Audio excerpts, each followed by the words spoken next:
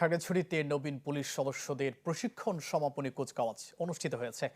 সকালে শহরের মধুপুরস্থ ট্রেনিং সেন্টারে এপিবিএন ও বিশেষায়িত ট্রেনিং সেন্টারের 11তম ট্রেনিং রিক্রুট কনস্টেবল 2025 ব্যাচের এই সমাপনী কুচকাওয়াজ অনুষ্ঠিত হয়। কুচকাওয়াজে অভিবাদন গ্রহণ করেন পুলিশের অতিরিক্ত মহাপরিদর্শক একেএম আওলাদ হোসেন। 4 মাসের মৌলিক প্রশিক্ষণ শেষে 4টি কন্টিনজেন্টের 170 জন নবীন কনস্টেবল শপথ গ্রহণের মাধ্যমে পুলিশ বাহিনীতে অন্তর্ভুক্ত হলেন। এ সময় বিভিন্ন বিষয়ে পারদর্শী শ্রেষ্ঠ কনস্টেবলদের হাতে ক্রেস্ট তুলে দেন প্রধান অতিথি। আপনাদের ব্রত হবে দুষ্টের দমন ও শিষ্টের পালন।